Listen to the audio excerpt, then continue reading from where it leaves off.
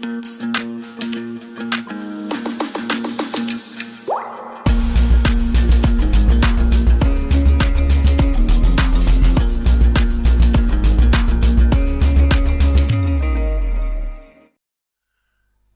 dear viewers of the educators, we hope that you all are fine and doing well.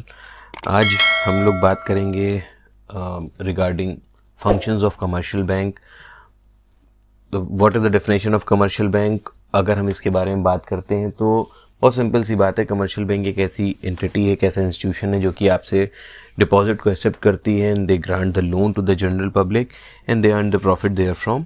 So if you are just talking about the definitions that are covered in the books, so you can write down the commercial bank is a business organization which deals in the money, that is borrowing and the lending of money, and the difference between they are paying the interest and they are receiving the interest will be considered as their profits. So यहाँ तक हमने इस बात को समझ लिया कि banks हैं क्या, and हमारा जो main topic है that is not related to the definition of the bank, but what are the functions of bank. So moving towards the function, the first function is demand to accept the deposit. Bank generally accept the deposit from the general public. This is the general public. ये एक आम आदमी है और ये अपना पैसा bank में सुरक्षित रखना चाहता है, अपना पैसा बैंक में जमा करना चाहता है in order to make it profitable, ताकि उसका पैसा over a period of time थोड़ा बहुत बढ़ भी जाए and it remain safe also. इस ऑब्जेक्टिव से ये आम आदमी बैंक की तरफ आता है ताकि उतना पैसे को जमा कर सके. So in the banking terminology the deposits are either demand deposits और they are time deposits. So what are demand deposits? वो डिपॉजिट्स जो कि बैंक के लिए एक डिमांड लायबिलिटी हैं, they can be called at any time by the particular person. They can be saving और they can be the current ones. So this current and saving can be termed as a demand deposits. Similarly, what is time deposit? जो कि एक particular time तक bank में रहते हैं, उससे पहले ये जनरली लोग नहीं निकालते हैं, नहीं निकालना चाहते हैं, क्योंकि वो उनका मकसद ही यही है. their objective is to increase the value of the money by getting more and more interest. So time deposit can be fixed deposit और they can be the recurring ones. तो ये फिक्स्ड और रिकरिंग को हम classify कर सकते हैं time deposit के साथ, और करंट और सेविंग डिपॉजिट को हम क्लासीफाई करते हैं इन the terms of demand deposit. Now moving towards fixed deposit. In case of fixed deposit, ये आदमी जो एक आम आदमी है, ये अपने एक लमसम अमाउंट को, say for example he is planning to deposit 5 lakh rupees over a period of 5 years. So 5 सालों के लिए ये आदमी 5 लाख रुपए अपने बैंक में आके रख देता है, और 5 सालों के बाद ही expect that he will give increased amount over and above 5 lakh rupees due to the increase in the value of the money in the terms of interest. तो फिक्स डिपॉजिट में ये आदमी एक certain lump sum amount, a person deposit the lump sum amount over a period of time and he gets a maximum rate of interest in the case of fixed deposit. If we are comparing it from the recurring deposit also, then at the end of the maturity, the fixed deposit is the interest earned in the fixed deposit is higher than the interest earned in the recurring deposits. तो fixed deposit में हमने जान लिया कि इस आदमी ने अपना एक लमसम अमाउंट एक साथ आके एक मुश्त जमा कर दिया और एक टाइम के बाद ही वो पैसा निकालेगा, और वो पैसा बढ़ के निकलेगा, सबसे ज़्यादा इंटरेस्ट इस पे ही मिलेगा. Then comes the current account in picture. What is current account? Current account is generally opened by the businessman. So in the case of this current account, this common man will be treated as a businessman. ये एक businessman की तरह treat किया जाएगा, because current account is generally opened by the businessman or the you can say societies or the NGOs. Because in this current account, this person as a businessman, वो चाहेगा कि he can withdraw it any time, he can deposit it any time. So current account holders are provided with the facility to deposit to transact with the business with n number of times. He can deposit n number of times, as well as he can withdraw from the bank n number of times, but he or she is not supposed to receive the interest on the balances of the current account, because यहाँ पे bank अपने को charges charge करता है, but bank is not giving any form of interest. एक facility भी मिलती है करंट अकाउंट होल्डर को, that we will study later in the form of overdraft. Current account holder और ओवरड्राफ्ट में एक लिंकेज है जो कि अभी हम लोग आगे इसी वीडियो में, इसी लेक्चर में आगे बात करेंगे। फिर करंट अकाउंट से आगे हम लोग बढ़ते हैं, सेविंग अकाउंट पे आते हैं। Saving account basically house hold के लिए प्रेफरेबल रहता है।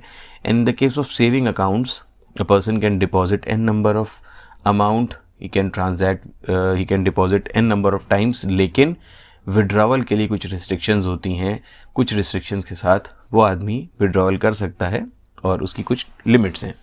और सेविंग अकाउंट जनरली लोगों की सेविंग हैबिट्स को डेवलप करने के लिए और मोबिलाइजेशन ऑफ सेविंग, जो कि बैंक के एक बहुत ही वाइटल फंक्शंस में से है, जो कि इकोनॉमी के लिए बहुत ही वाइटल थिंग है कि mobilisation of resource that leads to the capital formation, saving deposits का एक हिस्सा है। और इसको इंटीग्रेटेड बैंकिंग सिस्टम को ऑपरेट करने के लिए, या इंटीग्रेटेड डिपॉजिट सिस्टम को जिसके अंदर इंटीग्रेशन हो, जिसके अंदर जितने भी सेक्टर्स हैं इकोनॉमी में, जितने भी लोग हैं, उन सबको इसके अंदर शामिल किया जा सके बैंकिंग की फैसिलिटीज़ में, और बैंकिंग के जो भी फंक्शंस परफॉर्मेंस है उसमें सेविंग डिपॉजिट की मदद से हम गांव-गांव तक और शहर-शहर तक, और हर, चाहे वो मर्द हो, बच्चा हो, जैसा भी हो, सेविंग डिपॉजिट की मदद से हम सबको अपने उस बैंकिंग के रिफॉर्म्स में इंक्लूड कर सकते हैं। तो सेविंग डिपॉजिट एक बेसिकली लोगों की सेविंग टेंडेंसीज को डेवलप करने के लिए।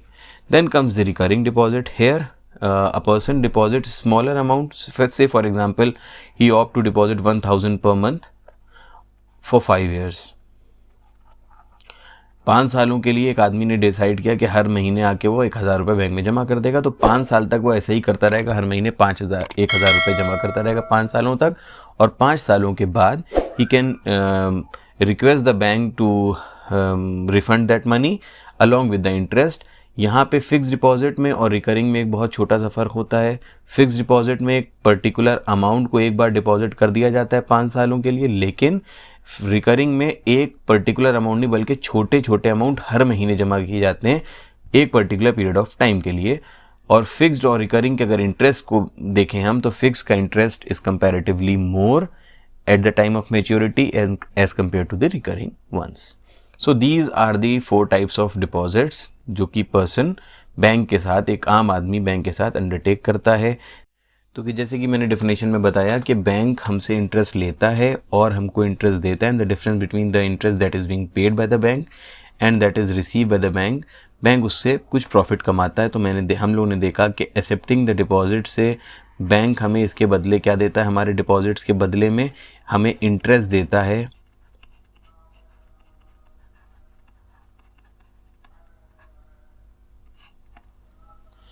बैंक ने हमें इंटरेस्ट दिया है।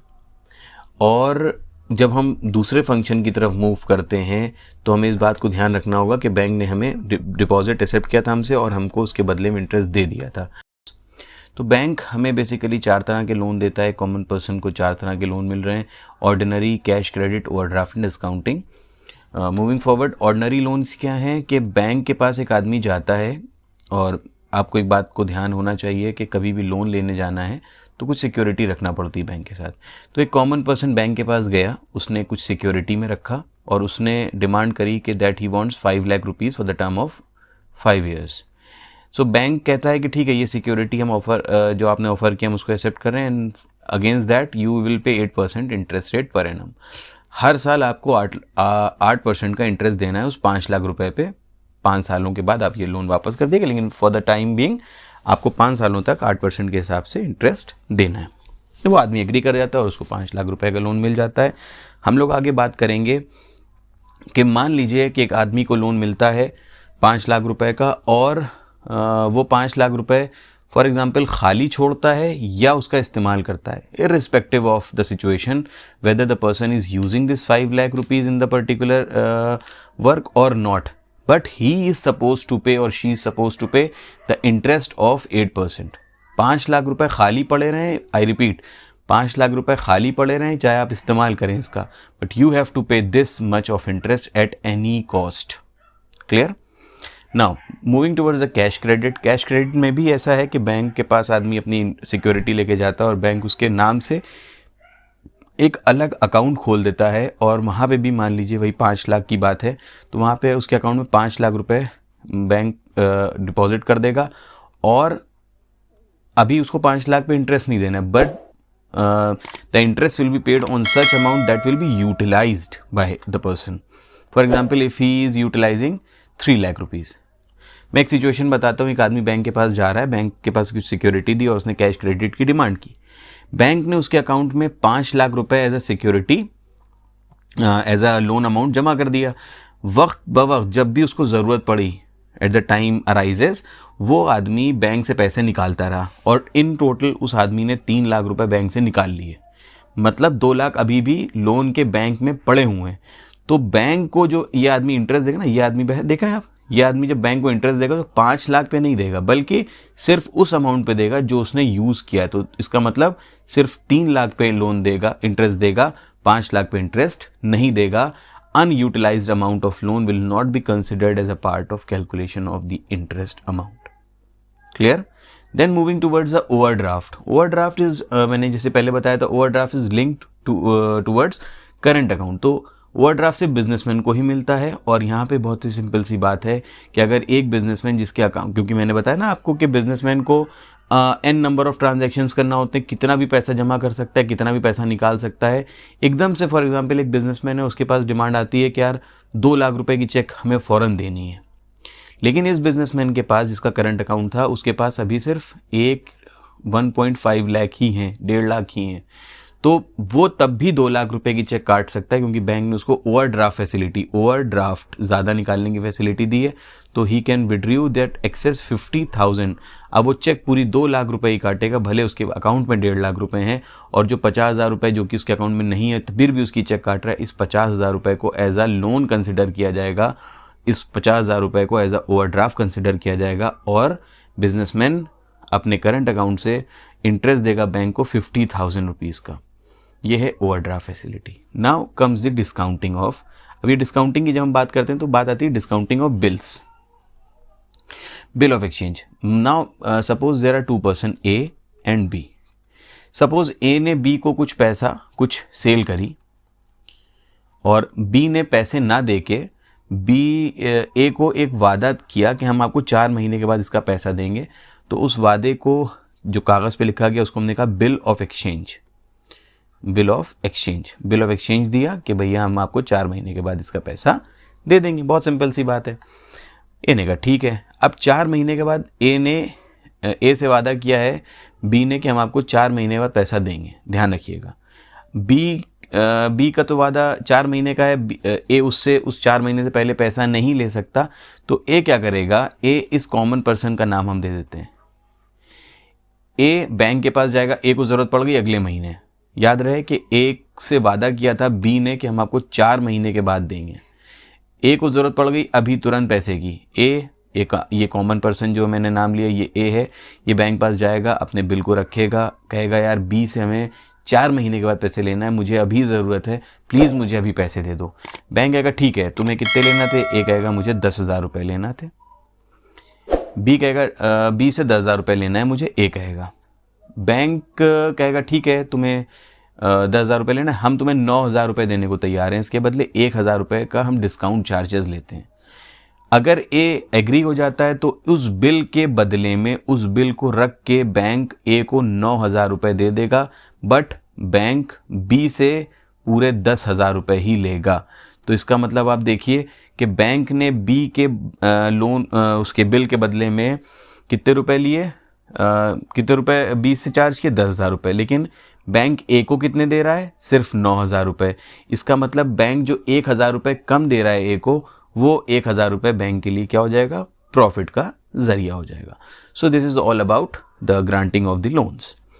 हम लोग आगे बात करते हैं बैंक के दूसरे फंक्शंस के बारे में. बैंक के दूसरे फंक्शंस आ रहे हैं हमारे सामने. इसमें थर्ड फंक्शन है एजेंट. बैंक हमारा एजेंट बन जाता है. Who is agent? एजेंट वो पर्सन होता है जो कि बिल्कुल वैसे ही काम, जो भी काम करता है वो बिल्कुल वैसा माना जाता है जैसे हमने किया. मान लीजिए हम आपसे कहें कि हमारे अकाउंट में 10,000 रुपये आप ट्रांसफ़र कर दीजिए. आप हम पे ट्रस्ट करते हैं, ठीक है, आप ट्रांसफ़र कर देंगे। लेकिन अगर कोई और कहे कि अली मेहंदी नकवी ने ये कहा है कि यार मेरे अकाउंट में पैसे ट्रांसफ़र कर दिए, तो आप कभी भी नहीं करेंगे। क्यों? क्योंकि आपको नहीं पता कि हमने उससे कहा भी है कि नहीं कहा है। हमको तो दे देंगे आप, लेकिन किसी और को नहीं देंगे। लेकिन हाँ, अगर हम उसको ऑथराइज्ड कर दें कि नहीं, this mister x is my agent, ये मेरे बेसिस पे काम करते हैं, मेरे बिहाफ पे काम करते हैं, तो आप इन पे भी ऐसे ही ट्रस्ट कर रहे होंगे जैसे कि हम पे करते हैं। So mister X will be treated as an agent of myself. So इसी तरीके से बैंक भी हमारा एजेंट बन जाता है, बैंक भी हमारी एजेंसी ले लेता है और बैंक वो सारे काम करने लगता है जो कि हम करते, जैसे ट्रांसफ़र ऑफ फंड्स। हम बैंक से कह सकते हैं कि मेरे बेसिस पे तुम फंड्स ट्रांसफ़र कर दो। बैंक ड्राफ्ट के ज़रिए, ऑनलाइन पेमेंट्स के ज़रिए, यूपीआई पेमेंट्स के ज़रिए बैंक हमारे अकाउंट से किसी के भी अकाउंट में, जिसको भी हम आदेश दें, किसी भी के अकाउंट में पैसे ट्रांसफ़र कर सकता है। सिमिलरली बैंक हमारी जगह पे, अगर मान लीजिए फॉर एग्जांपल हमें किसी मिस्टर वाई से पेमेंट कलेक्ट करना है, तो हम तो नहीं जा पा रहे मिस्टर वाई पास। मिस्टर वाई रहते हैं मान लीजिए गोवा में, हम गोवा नहीं जा पा रहे, तो हम मिस्टर वाई से कह सकते हैं यार मेरे अकाउंट में पैसे डाल दीजिएगा। तो बैंक मेरा एजेंट बनता है, इसलिए हम अपने बैंक के ज़रिए अपने फ़ंड्स को कलेक्ट कर सकते हैं। क्योंकि मिस्टर वाई कह रहे थे कि हम सिर्फ अली मेहंदी को ही देंगे पैसा, लेकिन क्योंकि हमने अपने बैंक को, बैंक के पास एजेंसी फंक्शन है, मेरा एजेंट है बैंक, इसलिए मेरे जगह पे बैंक फ़ंड्स को कलेक्ट कर सकता है। सिमिलरली अगर हमें कोई शेयर्स, यहाँ पे मैंने सिर्फ शेयर्स लिखा है, यहाँ पे securities, bonds, debentures, they can be n number of securities, तो वो मेरे बेसिस पे ख़रीद और बेच सकता है। जिस तरीके से हम ख़रीदते बेचते सिक्योरिटी, तो हम बैंक को ही कह सकते हैं कि बैंक मेरे बेसिस पे उन शेयर्स को ख़रीद और बेच सकता है। Similarly we have enough payments to made, for example हमने कोई चीज़ इंस्टॉलमेंट पे ख़रीदी है तो we have to pay the instalments. हमारे बच्चों की फ़ीस होती है, हमारे जिम की फ़ीस होती है, हमारे क्लब्स की फ़ीस होती है, हमारे इंश्योरेंस के प्रीमियम्स होते हैं। ये बहुत सारी चीज़ें होती हैं जिनके लिए हम पहले से ही एक फॉर्म भर चुके होते हैं। अगर आप लोगों ने कोई कंज्यूमर ड्यूरेबल या कोई गाड़ी वगैरह ख़रीदी है, तो साथ में एक बैंक का फॉर्म भरा जाता है जिसके अंदर आप बैंक को ये पावर देते हैं कि हर महीने उस आपके अकाउंट से उस पर्टिकुलर अमाउंट को काटा जा सकता है बिना आपको बताए। तो जिस टाइम आप वो फॉर्म भरते हैं, फॉर एग्ज़ाम्पल अगर हम अपनी बात करें तो 2 तारीख को, फॉर एग्ज़ाम्पल अगर हमारी कोई इंस्टॉलमेंट जाती है, तो बैंक को हमने परमिट करा हुआ है कि हर महीने 2 तारीख को ऑटो डेबिट लगा हुआ है कि हर महीने 2 तारीख को फुला फॉर एग्ज़ाम्पल एन बैंक, कोई भी एक एन बैंक है, इस एन बैंक, ये बैंक हमारे बैंक में चेक को पेश करेगा और 2 तारीख को ये पैसा मेरे अकाउंट से कट के इस अकाउंट में ट्रांसफ़र हो जाएगा। तो बैंक हमारे बेसिस पे हमारे पेमेंट्स भी करता है। सिमिलरली बैंक एक आदमी का ट्रस्टी भी होता है, उसकी विल को रखता है और eight the time of death, after his death, उस विल को एग्जीक्यूट भी करता है। तो बैंक ट्रस्टी और एग्जीक्यूटर का भी काम परफॉर्म करता है। आगे बात करते हैं कि बैंक के पास लॉकर्स भी होते हैं। इसके बैंक के अदर फंक्शंस हैं कि बैंक के पास लॉकर्स होते हैं जहाँ पे हम अपनी कुछ इंपॉर्टेंट डॉक्यूमेंट्स, अपने जवाहरात, सोना चांदी और बाकी बहुत सारी चीज़ें भी हम वहाँ पे सुरक्षित रख सकते हैं। घर पे रखने से बेहतर है। बैंक हमारी इंफॉर्मेशन भी लोगों को देता है। अगर लोग हम पे भरोसा करना चाहते हैं, लोग हमसे कोई बिज़नेस करना चाहते हैं, तो बैंक हमारी information via bank statements and other things they सकते हैं उनको और देते हैं, जिससे कि लोग हम पे ट्रस्ट कर सकें। बैंक हमें बहुत सारे चीज़ों की एडवाइस भी देता है, फाइनेंशियल मैटर्स की एडवाइस भी देता है कि कहाँ पे हमें इन्वेस्टमेंट करना चाहिए, कहाँ पे कौन सा शेयर ख़रीदना चाहिए, कौन सी सिक्योरिटी में हमें करंटली इन्वेस्ट करना चाहिए, पैसे को होल्ड करें या पैसे को इन्वेस्ट करें। तो बैंक एक तरीके से हमें एडवाइस भी देने का काम करता है। तो बैंक हमने देखा कि हमें एडवाइस भी देता है on certain financial and investment matters. Along with that bank हमारा एक टैक्स कंसल्टेंट की तरह भी काम करता है। हमारे डिफरेंट टाइप ऑफ टैक्सेस को भी बताता है कि किस तरीके से, उसकी कंसल्टेशन भी बैंक हमें प्रोवाइड करता है। और इसके बाद एक फंक्शन आता है क्रेडिट क्रिएशन का प्रोसेस है, जहाँ पे नॉर्मली होता क्या है कि जो करेंसी होती है वो सेंट्रल बैंक ही इशू करता है, बट क्रेडिट मनी को इशू कमर्शियल बैंक भी कर सकता है, credit money. So what is credit money, हम लोग उसमें बहुत ही डिटेल में डिस्कस कर चुके हैं। यहाँ पे हमें सिंपल से समझना है कि मार्केट में जब पैसा आता है तो वो मल्टीप्लाई कर जाता है और क्रेडिट मनी का क्रिएशन होता है और मार्केट में एक क्रेडिट, जिसको कह सकते हैं, वो फ्लो होना शुरू हो जाता है। इसके बारे में डिटेल वीडियो है, हम लोग उसको अलग से अगर देखें तो ज़्यादा बेहतर होगा, क्योंकि वो एक डिटेल टॉपिक है। तो अभी उम्मीद करते हैं कि यहाँ तक जितनी भी चीज़ें हैं वो आप लोगों की समझ में आ गई होंगी, और अगर कोई दिक्कत आती है so you can easily contact me, my all the details are given in the description box. So stay safe and be healthy. Thank you, best of